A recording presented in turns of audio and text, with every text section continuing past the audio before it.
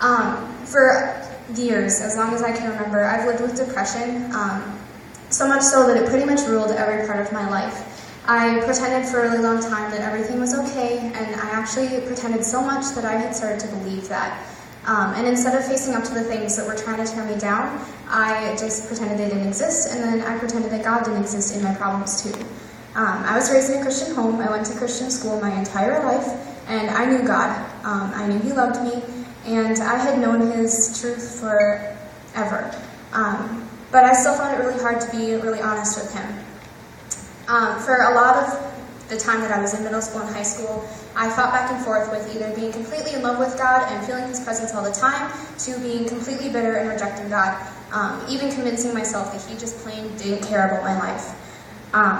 But now that I'm kind of where I am, I can see that everything that happened to me happened for a reason. All of the experiences that I've had, they don't glorify God, but what I can do with them does glorify God. So tonight I kind of want to share that with you. In the midst of my depression, I was 16 at this point, a sophomore in high school. Everything was so good on the outside that really no one expected anything from the inside. But I had a plan to kill myself, and it was hard. Thank the Lord that I had friends that could pray for me when I couldn't pray for myself. And for 2 years, the depression stayed at bay, and I was able to really live the way that I wanted to. But then my senior year of high school came, and I hit a really low point. And that year, the feelings just got to be way too much, and all I wanted was for them to be gone. And so I had several plans that year to take my own life, and I really didn't care. And I'm not sure what got me out of it, but thank the Lord, I am on this side. And I graduated pretending everything was great, and then I came to River Falls. And I got connected with a Bible study right away, made some really great friends, but I fell right back into my pattern of keeping up appearances. And that gets really tiring really fast. By the end of my first semester, I was miserable. No one suspected anything. But there were a lot of times my freshman year that I was ready to end it. My second year started, and it started well. I was actually kind of surprised. But by last November, I hit rock bottom big time. And I can actually remember this night like it's happening to me right now. I was in my dorm room, and I was within seconds of taking an entire bottle of Tylenol when all of a sudden I just completely lost it. I started shaking, couldn't breathe.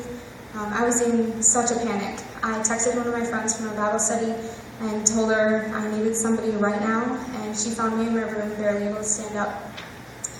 The next day, I started outpatient treatment for my depression, and God's timing was just so perfect with that. He lined me up with a Christian counselor, and I was starting to make really good progress. I finished out that semester strong, somehow made all A's, not sure how that happened, but praise the Lord. And actually was making really good progress. But then we went home for J-term, and I came back, and spring semester started, and things just got rough again. And I thankfully was past the point of suicide, but I ran away from school and refused to answer any phone calls of friends that were looking for me, and found myself being taken to the emergency room because no one knew what I was going to do. The ER is one of the scariest places for someone in my position, and it took all pride away from me, and at that point I realized that I had been relying on my strength way too long. I was keeping secrets from people I loved, and definitely from God. So that's really all it took, and I decided that I needed more than just my strength, and that my strength was no match for that depression. So I started asking God to be a part of it, and I invited Him into my treatment, and was making some really great progress. And then we went to Fall Conference, and we're actually going to show you a video of the skit that we watched on Friday night, and then I will finish my story.